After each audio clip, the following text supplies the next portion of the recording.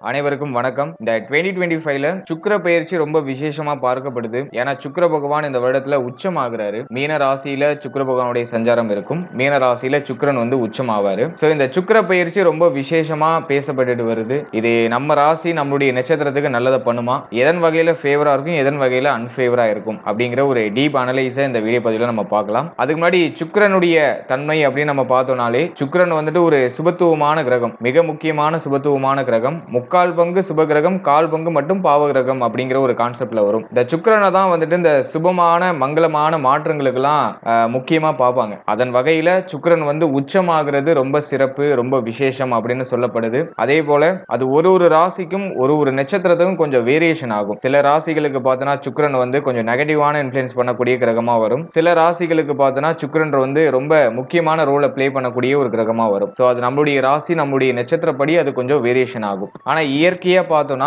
சுக்கிரன் முக்கால் பங்கு சுபகிரகம் உடைய அந்த சுக்கிரன் உச்சமாகிறது ரொம்ப விசேஷம், ரொம்ப சிறப்பு. அதன் வகையில இந்த 2025ல பார்த்தோம்னா கரெக்டா ஜனவரி 28ல சுக்கிரன் வந்து கும்பத்திலிருந்து மீனத்துக்கு டிரான்சிட் ஆவார். மேலும் மே 27 வரைக்கும் மீனத்திலேயே இருப்பார். ஆகவே இந்த ஜனவரி 28ல இருந்து மே 27 எக்ஸாக்டா சொல்லணும்னாக்கா சுமார் ஒரு 119 நாட்கள் மீன ராசியில சுக்கிரன் சஞ்சாரம் செய்வார். இதுல வந்து இடையில ஒரு 43 நாட்கள் வக்ரத்துல இருப்பாரு. கரெக்டா மார்ச் 1ல இருந்து ஏப்ரல் 12 வரைக்கும் வக்ரத்துல இருப்பாரு. சோ அந்த காம்பினேஷனும் வருது. ஓவரால் அந்த ஒரு 119 நாட்கள் சுக்கிரன் உச்சமாகிறதுனால மேலும் வக்ரம் ஆகிறதுனால நம்மளுடைய ராசி நம்மளுடைய நட்சத்திரத்துக்கு எந்த மாதிரியான பலன்கள் கிடைக்கும் அப்படிங்கறது அந்த பதிவுல ரொம்ப டீடெயிலா கிளியரா நம்ம பார்க்கலாம். வீடியோவை ஸ்டார்ட் பண்றதுக்கு முன்னாடி நீங்க நம்ம சேனலை சப்ஸ்கிரைப் பண்ணாம இருந்தீங்கன்னா மறக்காம சப்ஸ்கிரைப் பண்ணிக்கோங்க. அப்படியே பக்கத்துல இருக்க பெல் சிம்பலை கிளிக் பண்ணிக்கோங்க. அப்பதான் நாங்க போற இது போல பயனுள்ள பதிவுகள் உங்களுக்கு உடனுக்குடனே நோட்டிபிகேஷனாக கிடைக்கும். இப்போது காலச்சக்கரத்துக்கு 8வது ராசி விருச்சிகம். விருச்சிக ராசிக்கு இந்த உச்ச சுக்கிரன் எந்த மாதிரியான சிறப்பு பலன்களை தரப்போகுது அப்படின்னு பார்க்கும்போது சுக்கிர பகவான் நம்மளுடைய ராசிக்கு 5ஆம் இடத்துல உச்சமாக போறாரு. பொதுவா 5ஆம் இடத்துல சுக்கிரன் வந்து உச்சமாகிறது ரொம்ப சிறப்பு. பஞ்சமஸ்தானம், பூர்வ புண்ணிய ஸ்தானம், இதுல வந்து சுபகிரகம் அப்படின்னு அழைக்கப்படக்கூடிய சுக்கிரன் வந்து உச்சமாகிறது ரொம்ப விசேஷம். அதிலும் சுக்கிரனை பொறுத்த வரைக்கும் நம்மளுடைய ராசிக்கு 7ஆம் அதிபதி பிளஸ் வந்து 12ஆம் அதிபதி இந்த ரெண்டு முக்கியமான ரோலையும் பிளே பண்ணுவாரு. சோ அந்த இரண்டு வீட்டுக்குரிய ஒரு கிரகம் பஞ்சமஸ்தானத்துல உச்சமாகிறது ரொம்ப சிறப்பு. ஏன்னா ஒரு மைனஸ்னாக்கா ராகுவோட இணைகிறாரு. மார்ச் 29க்கு மேல பார்த்தோம்னாக்கா சனி பகவானோட இணைகிறாரு. சோ இந்த காம்பினேஷன் மட்டும் கொஞ்சம் மைனஸா இருக்கு. அதுலயும் ஒரு சில காலங்கள் வந்து பார்த்தோம்னா வக்ரத்துல இருப்பாரு. சுமார் ஒரு 43 நாட்கள் வக்ரத்துல இருப்பாரு. சோ இந்த காம்பினேஷன் மட்டும் கொஞ்சம் மைனஸா இருக்கு. மற்றபடி சுக்கிரன் வந்து 5ஆம் இடத்துல உச்சமாகிறது ரொம்ப விசேஷம், ரொம்ப சிறப்பு. பொதுவா 5ஆம் இடத்துல சுக்கிரன் இருக்கும்போது அதுவும் உச்சமா இருக்கும்போது குழந்தை பாகியம் இல்லாதவர்களுக்கு குழந்தை பாகியத்துல நல்ல செய்தி கிடைக்கும். ரொம்ப நாளா நீங்க குழந்தை பாகியத்தை ட்ரை பண்ணிட்டு இருக்கீங்கன்னா இப்ப மருத்துவ செலவுகளோட நல்ல செய்திகள் நிச்சயமா கிடைக்கும். சோ அது நமக்கு கிடைக்கிற ஒரு பாசிட்டிவான விஷயம். அடுத்து பிள்ளைகள் சார்ந்த வகையில இருந்த கவலை, வருத்தம், பிள்ளைகளால ஏற்பட்ட மன உளைச்சல் அதெல்லாம் டோட்டலா குறைய ஆரம்பிக்கும். பிள்ளைகள் இப்போ உங்களுடைய பேச்சை கேட்டு நடக்க ஆரம்பிப்பாங்க. பிள்ளைகளால மகிழ்ச்சி, பிள்ளைகளால ஒரு நல்ல பெயர், நல்ல ஒரு புகழ், பிள்ளைகளால ஏற்பட்ட அந்த கரைகள் நீங்கி பிள்ளைகளால மகிழ்ச்சி பெருகக்கூடிய ஒரு காலகட்டமா இருக்கும். அடுத்து பிள்ளைகளுக்கு சுப விஷயம் பண்றதுக்கு ஒரு ஏற்ற காலகட்டம். ராகு, சனி போன்ற பாவகிரகங்கள் அந்த 5ஆம் இடத்தை ஆக்குபை பண்றதுனால ஒரு சில தடுமாற்றங்களோட, ஒரு சில குழப்பங்களோட, ஒரு சில வருத்தங்களோட அந்த நல்ல செய்திகள், நல்ல மாற்றங்கள் அப்படிங்கிறது நிச்சயமா ஏற்படும். அதுலயும் விரையாதிபதி பஞ்சமஸ்தானத்துல நிக்கிறதுனால உடைய பிள்ளைகளுக்கு ஏதோ ஒரு வகையில சுப விரைய செலவுகள் அப்படிங்கிறது காத்துக்கிட்டு இருக்கு. அது வாட் எவர் ஏதா வேணா இருக்கலாம். திருமண முயற்சி சார்ந்த வகையில இருக்கலாம், அப்படின்னா பிள்ளைகளுடைய எதிர்காலம் சம்பந்தப்பட்ட விஷயமா இருக்கலாம், அப்படின்னா ரொம்ப நாளா தள்ளி போன ஏதாச்சும் ஒரு நல்ல விஷயம் பண்றது. இப்படி பிள்ளைகள் சார்ந்த வகையில ஏதாச்சும் ஒரு வகையான சுப விரைய செலவுகளை மேற்கொள்றதுக்கு தயாராவீங்க. அதுக்கு ரொம்ப ஏற்ற ஒரு காலகட்டம். மேலும் பிள்ளைகளுடைய எதிர்காலத்துக்காக ஏதாச்சும் ஒரு சில இன்வெஸ்ட்மெண்ட் பண்றது, பிள்ளைகளுடைய கல்விக்காக செலவு செய்யறது, இது சார்ந்த வகையான சுபவிரை செலவுகள் காத்துக்கிட்டு இருக்கு. இருப்பினும் சுக்கிர பகவான் 5ஆம் இடத்துல இருக்கிறதுனால நம்ம செய்யற செலவுகள் அர்த்தமுள்ள செலவுகளா இருக்கும், மகிழ்ச்சியை தரக்கூடிய செலவுகளா இருக்கும். அது நமக்கு கிடைக்கிற ஒரு பாசிட்டிவான விஷயம். அடுத்து பிள்ளைகளுடைய உடல் ஆரோக்கியத்தில் இருந்த வருத்தம், கவலை அதெல்லாம் டோட்டலா விலக ஆரம்பிக்கும். அது ரொம்ப நல்லா இருக்கு. அடுத்து பூர்வீக சொத்தை நீங்க விற்கணும்னு நினைக்கிறீங்கன்னா அதை இந்த நேரத்துல மேற்கொண்டாக்கா ஒரு சில தடை தாமதத்தோட பூர்வீக சொத்துல ஒரு நல்ல செய்தி நமக்கு கிடைக்கும். பூர்வீக சொத்தை அனுபவிக்கக்கூடிய ஒரு பாக்கியம் நமக்கு கிடைக்கும். பூர்வீக சொத்துல ஏதாச்சும் வில்லங்கம் இருக்குனாக்கா அதெல்லாம் அப்படியே மெல்ல மெல்ல அப்படியே விலக ஆரம்பிக்கும். அதுவும் இந்த உச்ச சுக்கிரன்ல நமக்கு கிடைக்கிற ஒரு பாசிட்டிவான சைன் தான். ரொம்ப நாளா பூர்வீக சொத்துல ஏதாச்சும் குழப்பம் இருக்குன்னா அது குறைந்து இப்ப அந்த பூர்வீக சொத்தை விற்கிறதுக்கான ஒரு வழிவகைகள் கிடைக்கும். பூர்வீக சொத்தை வித்து வேற ஏதாச்சும் சுப மாற்றம் பண்றது, ரொம்ப நாளா ஆசைப்பட்ட விஷயத்தை பண்றது, அதுக்கு ரொம்ப ஒரு பாசிட்டிவான டைம் பீரியட். அடுத்து காதல் உறவு சம்பந்தப்பட்ட விஷயங்கள் இருந்த வருத்தம், கவலை, குழப்பம் அதெல்லாம் டோட்டலா விலக ஆரம்பிக்கும். ஆரம்பிக்கும். அடுத்து குலதெய்வ வழிபாட்டுல ஏற்பட்ட தடை தாமதம், குலதெய்வ வழிபாட்டை மேற்கொள்ள முடியாத அளவுக்கு ஏதாச்சும் ஒரு சில தடை தாமதம் ஏற்பட்டிருக்கும் கடந்த காலகட்டங்கள்ல. இந்த காலகட்டம் நிச்சயமா குலதெய்வம் சார்ந்த வகையில ஏதோ ஒரு வகையான சுபவிரய செலவுகளை செய்யறதுக்கான வாய்ப்புகள் இருக்கு. குலதெய்வ கோயிலுக்காச்சும் ஒரு வாட்டி போயிட்டு வருவீங்க, அதுக்கான வாய்ப்புகள் இப்ப கிடைக்கும். இப்படி 5ஆம் இடம் சுக்கிரனால சுபத்துவம் அடையுதுன்னே நம்ம எடுத்துக்கலாம். பெருசா மைனஸ் இல்ல. இவ்வளவு நாள் அப்படியே கொஞ்சம் மைனஸா, நெகட்டிவா, மென்டலி பிசிக்கலி நமக்கு ஒரு மாதிரி ரொம்ப ஸ்ட்ரெஸ்ஸா போயிட்டு இருந்திருக்கும். இந்த உச்ச சுக்கிரன் காலகட்டத்துல அந்த குழப்பங்கள் எல்லாமே டோட்டலா குறைய ஆரம்பிக்கும். ஒரு நிம்மதியான ஒரு மனநிலை, புத்தியை தெளிவா வச்சுக்கிட்டு குழப்பங்கள் இல்லாம அடுத்த கட்டத்துக்கு நகர்றது, தைரியமா ஒரு விஷயத்துல முடிவெடுத்து இறங்குறது. சோ அதெல்லாம் வந்து விருச்சகத்துக்கு ரொம்ப ஃபேவரா இருக்கு. அதே போல 7ஆம் அதிபதி 5ஆம் இடத்துல, 5ஆம் அதிபதி 7ஆம் இடத்துல, 2ஆம் அதிபதி 7ஆம் இடத்துல, பரிவர்த்தனை யோகம் மே மாதம் வரைக்கும் ரொம்ப சிறப்பா இருக்கு. இந்த காம்பினேஷனை பொறுத்த வரைக்கும் வாழ்க்கை துணையோட ஏற்பட்ட வருத்தங்கள்லாம் குறையும். வாழ்க்கை துணை சார்ந்த வகையில் ஏதாச்சும் பிரச்சனைகள், குழப்பங்கள், வருத்தங்கள் இருக்குனாக்கா அதெல்லாம் டோட்டலா நிவர்த்தி ஆகும். வாழ்க்கை துணையால ஏற்பட்ட மருத்துவ செலவுகள் குறையும். மேலும் வாழ்க்கை துணை வந்து இப்போ உங்களுடைய பேச்சை கேட்டு நடப்பாங்க, நீங்க சொல்றதுக்கு தலையாட்டுவாங்க. கருத்தொருமித்து வாழக்கூடிய ஒரு காலகட்டம். கடந்த காலகட்டத்தில் நீங்க ஒன்னு சொல்லியிருப்பீங்க, அவங்க ஒன்னு சொல்லியிருப்பாங்க. ஒரு விஷயத்துல கலந்து ஆலோசித்து முடிவெடுக்க முடியாத ஒரு தன்மை இருந்திருக்கும். ஆளாளுக்கு ஒன்னு சொல்லியிருப்பாங்க. ஆனா இப்போ கருத்து ஒருமித்து, இப்ப நீங்க சொல்றதுக்கு அவங்க தலையாட்டுவாங்க, அவங்க சொல்றதுக்கு நீங்க தலையாட்டுவீங்க. இப்படி கருத்து ஒருமித்து ஒரு முக்கியமான சேஞ்சஸை நீங்க பத்தி யோசிப்பீங்க, கலந்துரையாடி ஒரு நல்ல மாற்றத்தை செய்யறதுக்கு முயற்சி பண்ணுவீங்க. சோ அதுக்கு ரொம்ப சாதகமான காலகட்டம். அடுத்து அந்த கூட்டு தொழில இருந்த குழப்பங்கள், கூட்டு தொழிலால ஏற்பட்ட நஷ்டம், அதெல்லாம் இப்ப நிவர்த்தியாக ஆரம்பிக்கும். கூட்டு தொழில் சார்ந்த வகையில இருந்த வருத்தங்கள்லாம் நிவர்த்தியாகி கூட்டு தொழில ஒரு விதமான நல்ல லாபங்கள் கிடைக்க ஆரம்பிக்கும். அடுத்து நண்பர்கள் சார்ந்த வகையில ஏற்பட்ட வருத்தங்கள், குழப்பங்கள்லாம் விலகும். புதிய நண்பர்களுடைய பழக்க வழக்கங்கள் கிடைக்கும். புதிய நண்பர்களால ஒரு விதமான நல்ல ஆதாயங்கள் அப்படிங்கிறது கிடைக்கும். அடுத்து திருமண முயற்சியில இருந்த தடை தாமதம் விலக ஆரம்பிக்கும். திருமண முயற்சியில நல்ல செய்தி நிச்சயமா கிடைக்கும். ஏன்னா வந்து 7ஆம் அதிபதி பஞ்சமஸ்தானத்துல இருக்காரு, பஞ்சமாதிபதி 7ஆம் இடத்துல. இந்த பரிவர்த்தனை யோகத்தினால ரொம்ப நாளா தள்ளி போன திருமண அந்த முயற்சியை மேற்கொள்றதுக்கு ஒரு வாய்ப்பு, நம்ம எடுக்கிற முயற்சியில ஒரு நல்ல வெற்றி, நல்ல செய்தி கிடைக்கிறது, சுப மாற்றம் செய்யறதுக்கு வழிவகைகள் பிறக்கிறது. அதெல்லாம் அந்த நேரத்துல நிச்சயமா நமக்கு கைகூடி வரும். எனவே திருமணம் ஆகாதவர்களுக்கு திருமண முயற்சியில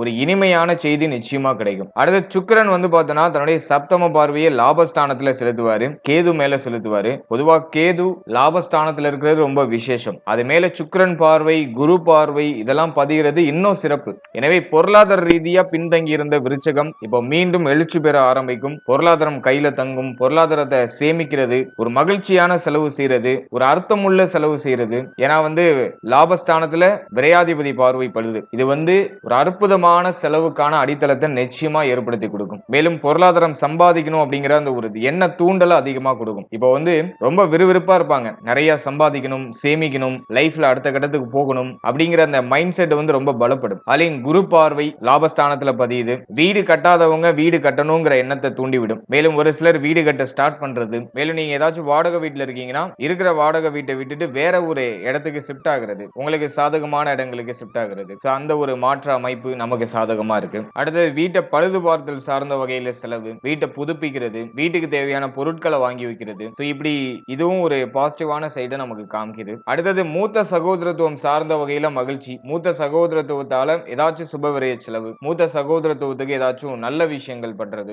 இப்படியும் ஒரு விதமான சுபவிரய செலவுகள் அப்படிங்கிறது இருக்கு. இருப்பினும் லாபஸ்தானத்தை சுக்கிரன் பார்க்கிறதுனால நிறைய பொருளாதாரம் சம்பாதிக்கிறதுக்கான வாய்ப்புகள் கிடைக்கும். உத்தியோகம் இல்லாதவர்களுக்கு நிச்சயமா உத்தியோக வாய்ப்பு கிடைச்சிடும். நிறைய பேருக்கு சம்பள உயர்வு, பதவி உயர்வு, பதவி மாற்றம். நீங்க ரொம்ப நாளா வந்து உத்தியோகத்தை சேஞ்ச் பண்ணணும்னு நினைக்கிறீங்கன்னா அந்த சேஞ்சிங் மூவ்மெண்ட்லாம் இப்ப நடக்கும். நீங்க அந்த ஐடியாவிலே இருக்க மாட்டீங்க, டக்குன்னு ஒரு ப்ரமோஷன் கிடைக்கும், டக்குன்னு ஒரு கம்பெனில இருந்து வேற கம்பெனிக்கு ஷிஃப்ட் ஆகுறது. அதுலயும் நீங்க ஒரு கம்பெனில வந்து ஒரு பொறுப்புல இருப்பீங்க, அதை விட ஹையர் பொறுப்பு வேற கம்பெனில உங்களுக்கு ஆஃபர் பண்ணுவாங்க. அப்படிப்பட்ட ஒரு காலகட்டம். அடுத்து தொழில் சார்ந்த விஷயங்களை பார்த்தோம்னாக்கா நிறைய லாபங்களை சம்பாதிக்கிறதுக்கு ஒரு ஏற்ற காலகட்டமா இருக்கும். சனி பார்வை ஜீவனத்துல இருக்கு. எனவே தொழில் உத்தியோகம் இது கொஞ்சம் பிரஷரா போற மாதிரி இருக்கும். அதுல எந்த விதமான மாற்று கருத்தும் இல்ல. தொழில் உத்தியோகத்துல கொஞ்சம் அன்கம்ஃபர்டபுளான ஒரு சிச்சுவேஷன் இருக்கும். நீங்க உத்தியோகம் பார்க்கிற இடமா இருக்கட்டும், தொழில் புரியிற இடமா இருக்கட்டும், அந்த இடத்துல ஏதாச்சும் ஒரு மாதிரி நெகட்டிவான வைப்ரேஷன் இருக்கிறது வாய்ப்பு இருக்கு. ஆனா இப்ப சுக்கிர பார்வை லாபத்துல பதியறதுனால அந்த நெகட்டிவ் கூட பாசிட்டிவா கன்வெர்ட் பண்ற ஒரு தன்மையை நமக்கு டிஃபால்ட்டா கொடுத்துரும். அதனால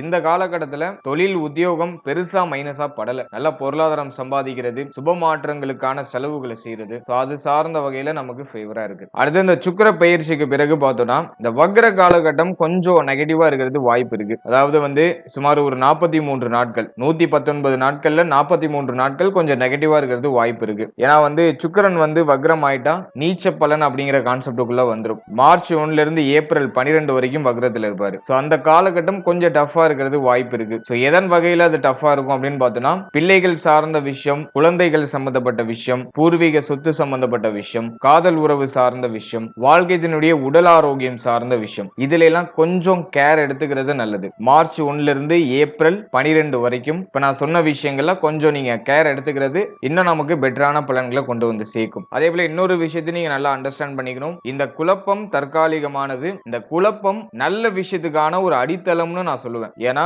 நமக்கு ஒரு நல்ல மாற்றம் கிடைக்கணும்னா முதல்ல அந்த இடத்துல ஏதாச்சும் ஒரு விதத்துல நமக்கு குழப்பம் ஏற்பட்டு அந்த குழப்பத்துக்கு ஒரு தெளிவான ஒரு ஸ்டேட் கிடைக்கணும். ஆகவே இப்ப நமக்கு இந்த வக்ர காலகட்டத்தில் ஏற்படக்கூடிய அந்த குழப்பம் வக்ர நிவர்த்திக்கு பிறகு நமக்கு பாசிட்டிவா கன்வெர்ட் ஆகும். ஆகவே இந்த வக்ர காலகட்டத்தை கொஞ்சம் புத்தி சாதுரியத்தை பயன்படுத்தி கொஞ்சம் நிதானமா நம்ம கடந்து வரதுக்கு ட்ரை பண்ணணும். கொஞ்சம் பக்குவத்தோட கடந்து வரதுக்கு ட்ரை பண்ணணும். வக்ர நிவர்த்திக்கு பிறகு அதாவது ஏப்ரல் 12க்கு பிறகு நிறைய விஷயம் நமக்கு ஃபேவரா அப்படி ஆட்டோமேட்டிக்கா கன்வெர்ட் ஆக ஆரம்பிக்கும். அதை நீங்க நல்லா கண்கூடா பார்க்கலாம். அடுத்தது விருச்சிகத்தை பொறுத்த வரைக்கும் அர்த்தாஷ்டம சனி மார்ச் 29 வரைக்கும் இருக்கு. ஆகவே ஹெல்த் வைஸா நீங்க டிஃபால்ட்டா கவனமா இருந்துக்கோங்க. ஹெல்த்ல மட்டும் நீங்க கொஞ்சம் எக்ஸ்ட்ரா கேர் எடுத்துக்கிறது நல்லது. நிறைய பேருக்கு இப்ப மருத்துவ செலவு, மன ரீதியா நிறைய தாக்கம், மனமானது அமைதிப்படாது. ஏதாச்சும் ஒரு விஷயத்த நமக்குள்ள அப்படியே புகுத்திக்கிட்டே இருக்கும். எதையாச்சும் யோசிச்சு யோசிச்சு வருத்தம் அடைஞ்சுக்கிட்டே இருக்கும். எனவே தேவையில்லாத பத்தி யோசிக்காதீங்க. டயத்துக்கு சாப்பிடுங்க, டயத்துக்கு தூங்குங்க. எதை நினைச்சும் அதிகமா வருத்தப்படாதீங்க. ஏன்னா அந்த அர்த்தாஷ்டம சனி மன ரீதியா ஒரு மாதிரி ஒரு டிஃபரெண்டான பெயினை கொடுக்கும். அதை புரிஞ்சுக்கவே முடியாது.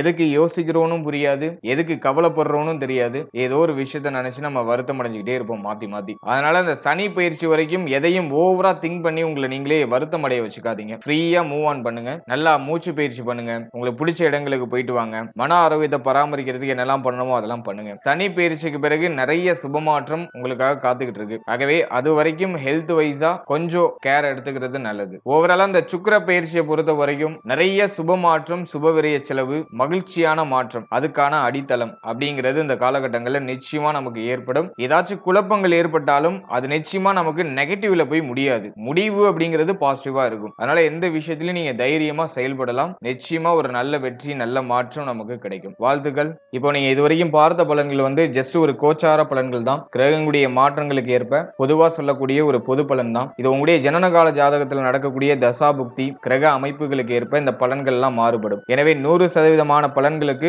உங்களுடைய ஜனனகால ஜாதகத்தை நீங்க உங்களுடைய குடும்ப ஜோதிடத்தை கொடுத்து ஒரு வாட்டி அனலைஸ் பண்ணிக்கோங்க. ரொம்ப முக்கியமான மாற்றங்கள் ஏதாச்சும் பண்ண போறீங்கன்னா உங்களுடைய ஜனனகால ஜாதகத்தை ஒரு வாட்டி செக் பண்ணிக்கிறது ரொம்ப நல்லது. மற்றபடி பேசிக்கான ஸ்டெப்லாம் நீங்க மூவ் ஆன் பண்றதுக்கு கோச்சாரமே போதுமானது. மேலும் இன்னொரு விஷயத்தை நீங்க நல்லா அண்டர்ஸ்டாண்ட் பண்ணிக்கணும். உடைய ஜனனகால ஜாதகத்துல தசா புக்தி உங்களுக்கு ரொம்ப ஃபேவரா இருக்கு அப்படின்னாக்கா கோச்சாரம் வீக்கா இருந்தாலும் உங்களுக்கு நல்ல விஷயங்கள் தான் நடக்கும். அதே போல கோச்சாரம் ஃபேவரா இருந்து உங்களுடைய தசா புக்தி உங்களுடைய ஜனனகால ஜாதகத்தில் இருக்கக்கூடிய கிரக அமைப்புகள் வீக்கா இருக்கு அப்படின்னாக்கா கோச்சாரம் எவ்வளவு ஃபேவரா வந்தாலும் கொஞ்சம் நெகட்டிவான இன்ஃப்ளூயன்ஸ் தான் நடக்கிறது வாய்ப்புகள் அதிகம். எனவே உங்களுடைய ஜனனகால ஜாதகத்துல இருக்கக்கூடிய கிரக அமைப்பு, உங்களுடைய ஜனனகால ஜாதகத்துல நடக்கக்கூடிய தசா புக்தி இதை பொறுத்து தான் இந்த கோச்சாரம் அப்படிங்கிறது உங்களுக்கு அப்ளை ஆகும். ஸோ அதை நீங்க டீப்பா அண்டர்ஸ்டாண்ட் பண்ணிக்கிட்டு உங்களுடைய சேட்டை நீங்க ஒரு வாட்டி நல்லா ரீட் பண்ணிட்டு அதுக்கப்புறமா இந்த கோச்சார பலன்களை பார்த்து பயனடைகிறது ரொம்ப சிறப்பு. மேலும் நம்மளுடைய சேனல்ல இதுக்கு முன்னாடி சனி பயிற்சி சிறப்பு பலன்கள் ரொம்ப கிளியரா ரிலீஸ் பண்ணியிருக்கோம். மார்ச் 29ல நிகழ இருக்கிற சனி பயிற்சிக்கான பொது பலன்கள் கிளியரா ரிலீஸ் பண்ணியிருக்கோம். 12 ராசிக்கும் ரிலீஸ் பண்ணியாச்சு. அந்த வீடியோக்கான லிங்க் டிஸ்கிரிப்ஷன்ல கொடுத்திருக்கேன். டைம் இருக்கும்போது செக் பண்ணி பாருங்க. மேலும் குரு பயிற்சி, ராகுகேது பயிற்சி அப்கமிங் வீடியோஸ்ல உங்களுக்கு அப்டேட் பண்ணுவோம். மேலும் நட்சத்திர பொது பலன்கள் ரொம்ப கிளியரா ரிலீஸ் பண்ணியிருக்கோம். உங்களுடைய ராசி, உங்களுடைய நட்சத்திரம், உங்களுடைய லக்னம் இந்த மூணுக்குமே ஒரு ஜெனரல் ப்ரெடிக்ஷன் உங்களுடைய லைஃப் எப்படி இருக்கும் அப்படிங்கிற ஒரு ஜெனரலான ஒரு விஷயம் நாங்க ரிலீஸ் பண்ணியிருக்கோம். ஸோ அந்த வீடியோக்கான லிங்கையும் நாங்கள் டிஸ்கிரிப்ஷன்ல கொடுத்துருக்கோம். ஒரு டைம் இருக்கும்போது அதையும் ஒரு வாட்டி செக் பண்ணி பாருங்க. நிச்சயமா அதுவும் உங்களுக்கு ஒரு பயனுள்ள ஒரு பதிவா இருக்கும். And finally very limited time. So be cool, stay happy, stay healthy and enjoy. வாழ்த்துக்கள். நன்றி.